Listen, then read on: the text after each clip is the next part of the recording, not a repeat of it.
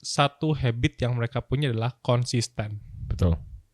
Ide tanpa eksekusi itu cuma bualan belaka ya. Pendapatan bertambah tapi gaya hidup jangan bertambah.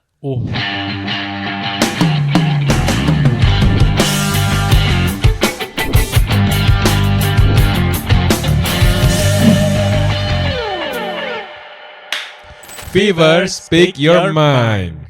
Oke, Richard. Akhirnya Hari hari ini kita berdua doang ya. Namanya bukan Berarti- fever. Ver. Oke, tapi kita hari ini apa nih, Frank? Oke, topik kita hari ini adalah pola pikir dan habits. Alright. Well, banyak yang bilang ya, kita kemarin tuh topik-topiknya terlalu bulat ya. Bulat, heavy. Nah, jadi kita sekarang terima kasih atas feedbacknya dan kita akan membuat ini jadi lebih singkat dan rangkum aja dan to the point aja sebenarnya. Well, tapi kita tetap mau kasih value ya di kita ini, harapannya kalian learn something lah dari kita ini. Dan sebenarnya kita juga kepin feedback dari kalian. Sebenarnya pola pikir kita ini bener apa enggak sih? Dan apa yang kita lakuin ini, apakah it's really impactful? Dan hopefully kalian bisa relate juga atas topik-topik yang kita bawakan. Kasih komen lah, misalnya ada masukan atau kalian ngerasa topiknya ada masukan lebih seru, boleh. Nanti tim kita bakal ngeliat, nanti kita bakal masukin sesuai komen kalian. Oke. Sebenarnya ya dari awal tuh saya mau tahu kalau orang sukses itu hidupnya tuh kayak gimana sih? Kebanyakan kalau orang sukses itu yang karakter yang ditunjukin biasanya adalah habit salah satunya. Nah, pernah dengar gak sih kalau misalkan papa mama kamu itu sering ngomong kayak, kamu jangan bangun siang-siang, kamu bangun pagi lah. Kenapa sih harus bangun pagi itu? Menurut lu kenapa sih kita itu ya sebagai manusia itu ya dari kecil kita dididik kita harus bangun pagi gitu loh. Well, jujur buat aku sekarang bangun pagi itu secondary sih, karena sekarang bangun pagi ini secondary. Iya, bukan berarti jadi kita harus tahu kenapa orang harus bangun pagi. Aku rasa lebih penting aktivitasnya. Kenapanya? Karena kalau orang bangun pagi just because mereka disuruh ya juga percuma gitu. Oh, bangun pagi terus kamu main TikTokan ya percuma gitu kan. Orang bangun pagi alasannya kenapa? Karena rata-rata orang kerja pada umumnya bank dan lain-lain itu jam 9 sampai jam 8 sampai jam 5. Sehingga kalau kamu masuknya siang, kamu belum apa-apa, itu tutup semua. Kalau semua kantor tutup, kamu mau ngapain? Ini makanya harus sesuai juga sama pekerjaan kamu juga. Misalnya makanya kan juga sekarang banyak yang WFA kan, work from anywhere gitu. Kamu kerja buat Amerika dan lain-lain. Mungkin jam kamu bakal muter gitu kan, sesuai sama permintaan kan. Betul. Terus juga kalau misalkan gue ya, oke kita harus bangun pagi nih, jam 5 setiap hari. Lah, kalau kerja gue bartender, gimana caranya gue bangun pagi jam 5? Kerja gue kan malam, ngapain gue bangun pagi? Betul. Itu kan pola mindsetnya. Tapi yang penting kan disiplin ya. Pada saat kamu bangun, apa yang kamu lakukan sama hidupmu itu kayaknya lebih penting dibanding bangun jam berapa.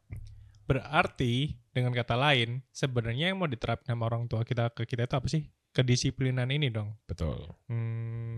Tapi menurut lu disiplin itu penting nggak? Oh, penting banget. Why? Penting banget. Ide tanpa eksekusi itu cuma bualan belaka ya. Oh, mantep nih. Ide tanpa eksekusi, it's just an idea. Iya, itu cuma ide dan semua orang bisa ngide. Kamu di warkop gitu kan, orang sudah ngomong sudah kayak bisa mindahin Mars ke Pluto tuh kayaknya kalau sudah debat itu. Iya kan. Tapi tanpa eksekusi ya percuma gitu kan. Lebih baik idenya biasa tapi kamu eksekusi dibanding kamu idenya luar biasa tapi gak ada eksekusi. Tapi kalau misalnya kita balik lagi nih, action without an idea, lu bisa action tapi lu gak tahu arah action lu kemana. Tapi kan lu harus tahu dong, aksi yang mau lu buat itu apa gitu. Betul, ya? betul. Tapi kan pasti gak semua orang langsung ngerti apa yang mereka lakuin di awal kali mulai ngelakuin sesuatu ya. Aku ngerasa gak mungkin, jarang lah orang bisa ngelakuin perfect in their first try ya. Jadi disiplin ini adalah apa? Disiplin untuk melakukan sebuah kesalahan terus menerus until you learn from your mistake gitu. Bisa jadi. Well, banyak juga sekarang kan informasi semakin bertebaran sehingga kita bisa menghindari kesalahan-kesalahan itu. Tapi pasti banyak kesalahan, dan dengan disiplin dan persevere, pantang menyerah, ya harapannya bisa mencapai apa yang kita mau kan. Oke. Kalau gua rangkum nih ya, sebenarnya one of the thing yang mau gua highlight di sini adalah sebenarnya habit yang bisa kita pelajarin dari orang-orang sukses itu seperti apa sih?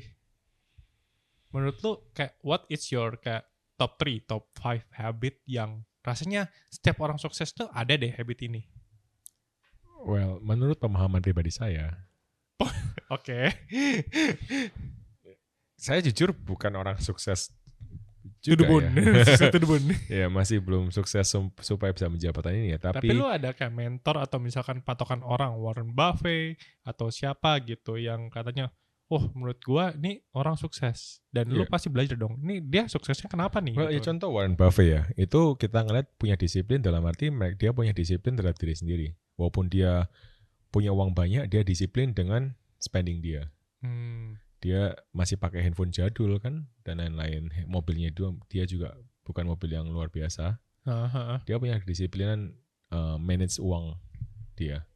Dari Warren Buffett ini apa yang lo petik? Disiplin akan spendingnya. Disiplin akan how do you know that dia tuh disiplin akan spendingnya? Lu kan nggak tiap hari. Kayak action apa yang kayak lu lihat, ini orang kok disiplin banget gitu. Well, kan sempat dia di beberapa channel YouTube atau di TV ya, waktu itu dibilang kayak, kamu punya this $billion, kenapa handphone masih jadul? Kenapa lu naik waktu itu naik Civic or Accord atau tahun berapa gitu? Jadi dia disiplin karena ya ini my mom juga selalu bilang, kamu punya input 10 tapi outputmu 9, dalam arti kamu penghasilanmu misalnya 10 juta, pengeluaranmu 9 juta, bakal lebih miskin dibanding orang yang pendapatannya 5 juta, tapi nge-spend ngeluarin cuma 3 juta, atau 2 juta bahkan kalau bisa.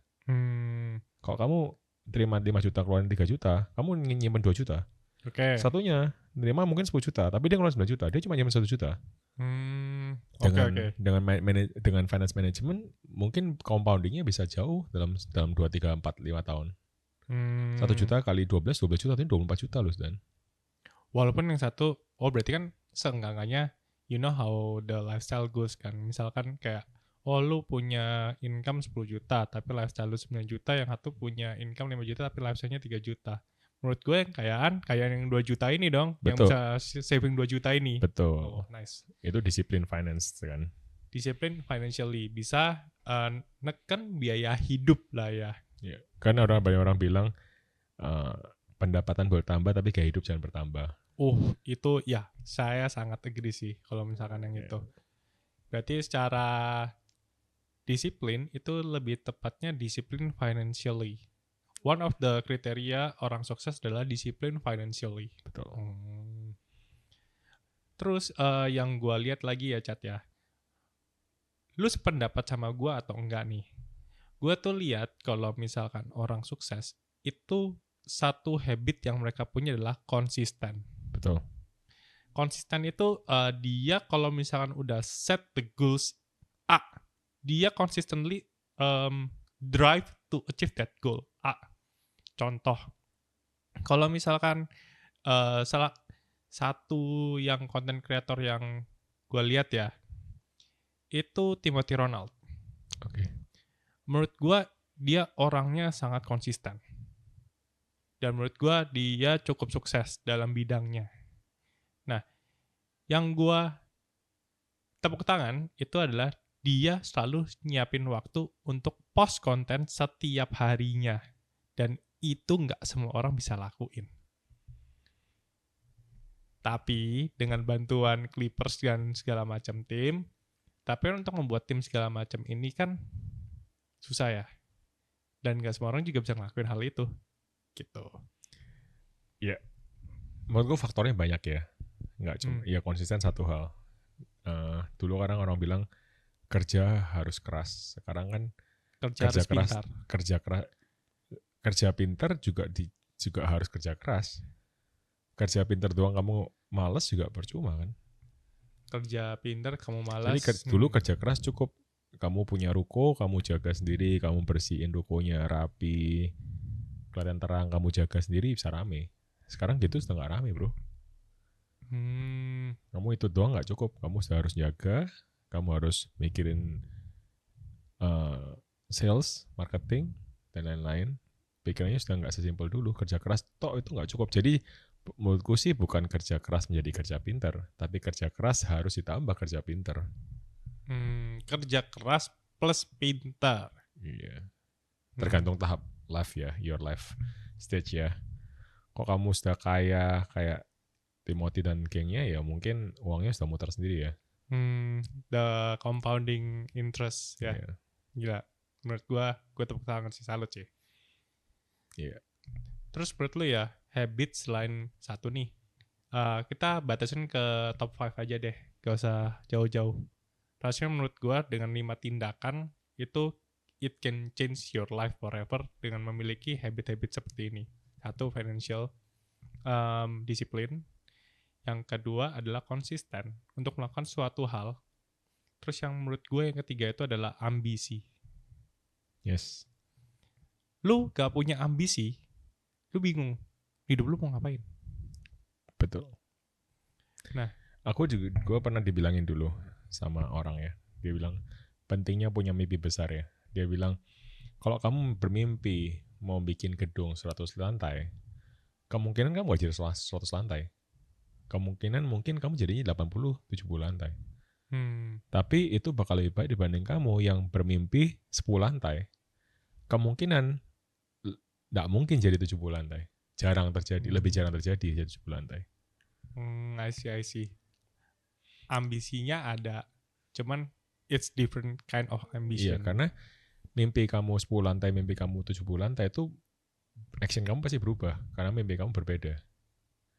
Oh, kamu punya pengen penghasilan 100 juta sama pengen penghasilan 1M, pasti yang action yang kamu lakukan pasti berbeda kan. Atau pendapat kamu pengen 5 juta pasti beda kan pikirannya. Kalau misalkan gue simple, kalau misalkan gue punya ambisi, gue mau punya ambisi setinggi mungkin. Tapi cara achieve ambisi itu, menurut gue, big goal itu bisa di-achieve dari one small goal at the same time. I got what you mean by kayak mimpi tinggi, misalkan gedung 100 lantai.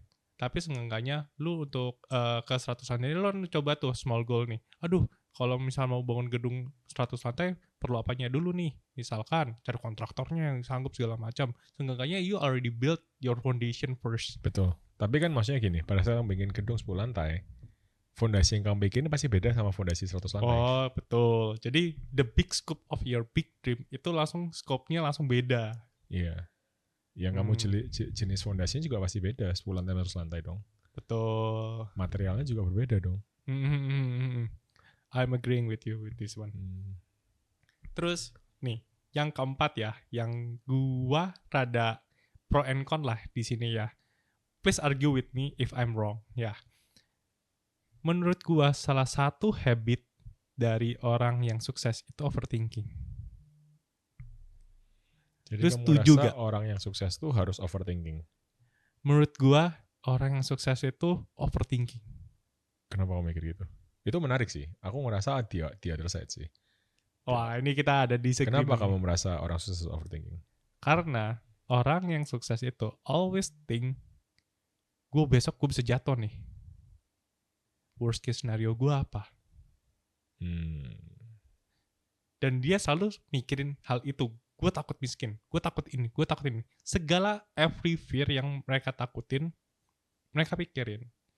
Dan mereka selalu nyari, gimana gue cara overcome fear gue yang ini nih. Overthinking nih besok. Misalkan kayak, gak usah jauh-jauh deh, kita pakai analogi lu, bangun gedung 100 lantai.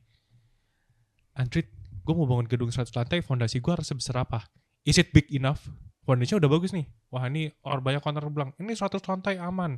Yakin lu aman? Lu pernah buat gedung 100 lantai guys, segala macam. Yeah. Gedein lagi fondasinya, gedein lagi fondasinya. Tapi ada juga yang mikir, wah, gedung lantai 100 lantai nih. belum fondasinya, belum apa. Nanti kalau roboh bisa gempa bumi lah, nanti apa. Udah nggak usah bikin lah. Tergantung kemana overthinking kamu kan. Tergantung. Overthinking di operasional boleh. Kalau terlalu overthinking in general, terus kamu akhirnya nggak jadi bangun, akhirnya nggak jadi apa-apa dong. Ya. Tapi kita balik lagi. Kita argumen di sini ya. Kalau misalkan orang overthinking, menurut gua ada step number 5-nya. Orang sukses itu walaupun bisa overthinking, mereka berani to take the leap. Berani orangnya. Berani gas. Gue overthinking, tapi as long as gue tahu resiko gue A, B, C, D dan gue bisa handle resiko gue A, B, C, D, gue gas. Itu yang mendefinisikan bedanya orang yang kayak sukses dan gak sukses. Yeah. Orang yang gak sukses itu overthinking banyak. And then ujung-ujungnya the dream is just another dream, man. Yeah. Kalau orang yang sukses apa? Gue tahu resiko gue banyak nih di sini A, B, C, D. Mereka thinking banyak. Oh, gue harus ini. Bisa gak gue tackle satu-satu? Udah deh, gue start small, gue tackle satu-satu nih overthinking gue nih. Fear gue di sini. Gue handle nih satu-satu. Tapi first leap-nya dia berani. Coba deh gue kesini. Beda sama orang yang overthinking tapi gak berani take the leap. Aduh lah, gak usah lah, gue gini udah nyaman. It's kill the dream. Mungkin bukan overthinking ya, lebih ke detail oriented ya. Dalam arti kamu ngelakukan sesuatu, kamu harus punya informasi yang cukup dalam melakukan sesuatu ya. Kayaknya ya, lebih ke situ kali ya. Kalau menurutku overthinking itu pasti perlu. Dalam arti kamu kan di gimana kepala harus lebih tahu banding. Tapi orang dengan overthinking itu pinter, bro. Ngerti gak? Yeah. Karena mereka kalau udah think dan over and think again, mereka pasti mikir gimana caranya I'm getting out of this, you know. Tapi the word overthinking means you think too overly. Berarti kamu thinking too much. Think too much. Yeah. So in another word, lo nggak perlu thinking too much nih. Bukan thinking too much, tapi kamu harus tahu sampai mana kamu harus stop. Risk and opportunity ya. Apa maksudnya? Opportunity cost-nya ya. Misalnya kamu mikir persiapan bangun fondasinya jadinya tebelnya 1 kilo. Kan juga 1 tiang 1 kilo. Padahal kamu ingin 1 lantai. 1 kilo kan gede banget tuh. Mungkin lu cuma butuh mungkin 2 meter, 3 meter tiangnya. Oh, gue tahu analogi ini. Lu tau gak nih maksud lu itu analogi kayak gimana? You wanna kill a mouse? You using a nuclear, man. Iya, karena kamu kan terlalu overthinking kan. Gara-gara lu overthinking, lu mau bunuh tikus aja atau kecoa aja lu pakai nuklir gitu. Iya. Sebenarnya lu gak perlu nuklir atau itu, lu pakai trap mouse aja udah cukup gitu kan. Iya, betul. Dan aku rasa kelemahan orang overthinking itu mereka terlalu banyak penyesalan. Oh, ini seru juga nih. Berarti orang yang overthinking pasti punya banyak penyesalan. Ya, kok bisa? Gimana cara relate overthinking? Kok bisa gak kepikiran kayak gitu kadang-kadang gitu ya? Itu that statement that aduh, gue gak terlalu suka sih. Kenapa ya gue gak kepikiran kayak gitu? Well, you're not thinking enough. Wah, itu lebih kayak jelek lagi tuh. Kadang ya makanya itu kan aku selalu bilang with the wisdom we had, dengan kebijaksanaan yang kita punya waktu itu pilihan terbaik yang kita punya kan. Yang kita ituin ya kita do lebih baik ke depannya. Tapi menurut gue satu lagi habit atau nilai yang penting dimiliki orang sukses tuh nggak semua orang ya, tapi aku ngerasa itu penting itu adalah habit to networking. Habit to networking. Which yang aku ngerasa kamu lumayan do it consistently. No, thank you lah. Karena aku dulu pas muda lumayan idealis, yang ngerasa dengan sistem yang baik, dengan teknik yang baik itu semua bakal selesai, itu bakal bisa ya. Tapi ternyata nggak menutup kemungkinan, ternyata networking itu juga penting. Dengan kenal orang-orang yang tepat, itu bisa memudahkan ya. Lu tau gak kenapa networking itu, I think you bring a good point here. Networking itu buat orang sukses itu lumayan a crucial point. Lu pernah dengar gak sih, kebanyakan ini sekarang reels gitu ya, kan sering tuh. Gua kalau misalkan bisa makan dengan Warren Buffett, gue berani bayar sekian. Gue berani bayar sekian untuk makan dengan Elon Musk gitu kan. Nah, itu they are buying the network kan. Iya. Jadi ibaratnya pola pikir mereka tuh ya, mereka sudah menukar uang mereka demi waktunya dia. Betul. Itu wow banget sih. Karena dengan kapabilitas itu, bayangin Warren Buffett punya pikiran nge-twist, oh gue suka orang ini nih. Belakangnya bisa kiri kanan gitu. Tapi yang orang mungkin sekarang semua tahu ya, oh networking itu penting. Tapi yang orang nggak ngerti gimana cara networking yang baik. Oh, berarti kita agree nih di sini. Orang sukses itu jago networking. Iya. Jadi ini mungkin terakhir ya. Networking yang baik itu kayak gimana sih? Betul. Menurut lu gimana, Cak? Menurutku networking yang baik itu bukan minta tolong, tapi berpola pikirnya gimana kita bisa added value to that person. Added value to that person. Berarti misalkan gua orang nih yang mau lu networking nih, terus kayak gimana lu cara kayak oke, gue rasanya interested on that person, I wanna network with that person. The first step you gonna show what? Ya, aku bakal cari tahu dia kebutuhannya apa. Kebutuhannya dia. Iya. Dengan cara? Ya ngobrol dong. What do you think? Buat kamu ngerasa gimana? Gue simple, gue langsung nanya. Gue orangnya misalkan paling simple adalah gue mau lihat kerjaannya apa. Dan sekarang kalau ketemu orang baru itu menurut gue lebih gampang. Kenapa? Lu dengan aplikasi baru di dunia media sosial sekarang, lu jauh lebih gampang. Contoh, Reclub. Semua orang kalau misalnya mau network sekarang rata-rata pakai Reclub. Masuk ke Reclub, tanyain. Oh, baru pertama kali main padel segala macam. Oke, udah ngobrol kan. First step, udah ngobrol, lu udah tahu. Halo kok, ngerjain apa? Halo kok, CC, halo kok C, kerja apa segala macam. Karena menurut gua networking paling penting adalah lu tahu dia kerja apa. Dan dia tahu gua kerja apa. Karena dengan begitu, kalau misalkan kita nyambung, kita bisa relate dengan pekerjaan mereka bisa relate dengan pekerjaan kita. Dan kalau misalkan pekerjaannya nyambung, kita jauh lebih, oh kok boleh dong saya minta kontak segala macam, siapa tahu nih, lu bisa masuk dengan cara nawarin jadi produk. Kamu setuju nggak ada orang yang ngerasa oh networking itu penting, jadi mereka tiap hari hangout terus gitu. Menurut kamu gimana? It's lu harus balance out sih. Kayak misalkan gini, pekerjaan utama lu yang lu bisa lu buat survive itu lu harus utamain dulu.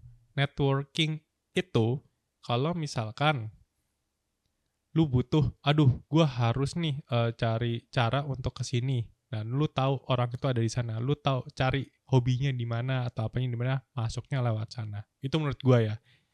Yeah. Dan lu untuk melakukan itu kan butuh uang. Betul. Lu kalau gak ada uang, kerjaan lu lalain untuk networking terus tuh uangnya habis bro. Lifestyle lu yang meledak. Betul. Dan banyak orang yang suka networking tapi mereka kerjanya nggak jelas gitu ya. Itu lu mau point out this another extreme gitu kan. Iya. Banyak bro tapi mereka suka hangout, mereka sangat gampang disukai orang, tapi mereka cuma bisa hangout gitu loh. Mereka nggak punya kemampuan. Jadi kita pun akhirnya ketemu sama orang ini networking, di belakang pikiran kita ngerasa ya ini orang seru, tapi aku nggak mau kerja sama dia. Lu cuma mau ketemu orang ini gara-gara dia seru doang. Tapi kalau misalkan untuk kayak kerjaan, enggak dulu deh. Kita seru-seruan aja ya, tapi kalau kerjaan enggak. Iya, gitu dan kamu kok nggak bisa add value ke orang juga, orang ngapain kan? Oh iya juga. Ini orang seru ya gini-gini. Tapi kalau misalkan di kehidupan gue, kayak rasanya nggak ada value-nya nih. Buat apa ya? Ya value-nya cuma dia that happiness doang gitu kan. Iya. Itu makanya penting menurutku. Sebelum kamu networking, kamu juga harus tahu value kamu. Dalam arti apa yang kamu harus tahu. Lu ada skill lah yang bisa lu add to that person. Betul. Gitu, jadi pada orang ngomong, kita sama-sama collect information. Apa yang bisa kita bantu, apa yang kita butuhkan, dan lain-lain. Siapa tahu kita di situ terjadi kerjasama. Tapi kalau cuma ujuk-ujuk ketemu, ayo pergi makan tiap hari makan, nggak percuma. Jadi ini final ini ya.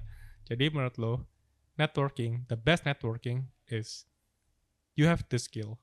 You bisa add orang itu punya value melalui skill you, dan orang itu bisa add value ke you melalui skill mereka. Dengan cara misalkan bertukar pola pikir, cari ide-ide baru, misalkan kayak gitu kan. Yeah. Tapi kalau misalkan lu networkingnya cuma buat hahaha having fun, gak ada gunanya, lu ngerasa networking tuh it's useless.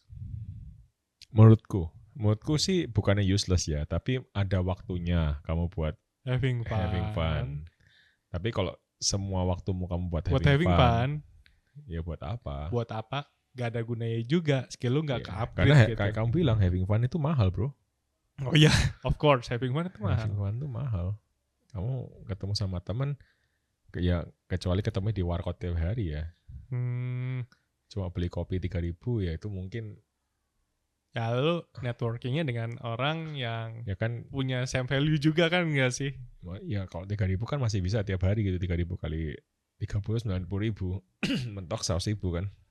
Nah kamu hangout sama orang-orang cuma hahihi terus tempatnya di Union kan sekali hangout 300.000, 4.000, 1 juta gitu. Ya kan 1 juta dikali 30 juta, nggak dapat apa-apa. Tapi balik lagi, murah mahal itu tergantung dari pendapatan yang you bisa kasih setiap bulannya juga. Itu balik lagi ya. Menurut lo 300.000 itu mahal, tapi menurut orang yang penghasil passive income-nya 1 bulan 1 miliar itu kayak it's nothing, bro. Iya, ngerti betul kan? Balik lagi betul. Tapi kan kita di tahap gimana kita orang yang sukses, yang mau berambisi, yang mau grow their mindset sama bisnis. Ya aku rasa ngapain kamu nge-spend di situ kalau kamu belum dapat apa-apa. Kecuali kamu memang mau hangout sama teman kamu, itu nggak masalah. Maksudnya sekali lah ya. Tapi kok tiap hari hangout sama teman, akhirnya nggak kerja, tiap hari pikirannya main game, Mobile Legend. Wah itu dah mending dah having fun doang itu, bukan ada networking, nggak ada skill yang 10 tahun ke depan gitu. Juga ya hidup lu gitu-gitu aja. Gitu-gitu aja kan. Katanya Timothy Ronald, goblok miskin. Oke. Mungkin tapi ya key point-nya aku rasa untuk orang sukses pasti butuh konsisten, butuh disiplin, butuh ambisi, dan pastinya kita butuh informasi yang banyak. Makanya sekarang data analis penting banget, aku rasa. Yang terakhir koneksi sih. Gimana kita, tapi nggak cuma koneksi yang mengimplementasikan segala skill kita di koneksi itu. Koneksi itu. Jangan sampai kita koneksi babi buta, tapi kita punya koneksi yang terarah. Sehingga waktu itu uang yang nggak mungkin kembali. Oh betul. Ya kan. Jadi don't waste your time. Ya, you're wasting your time like you're wasting your money sebenarnya kan, in a way. In a way ya, betul. Mungkin hari ini sekian dari kita ya. Kita nggak, if you kalau misalnya ada komentar kan mau tanya-tanya, boleh banget. Please do, kalau misalkan pola mindset kita ada yang salah atau ada salah kata, kita diberi masukan. Jadi kita pun sambil belajar untuk membuat hal yang lebih baik. Kalau ada topik yang menarik kita bisa bahas lagi. Oke. See you on the next episode. See you on the next Fever.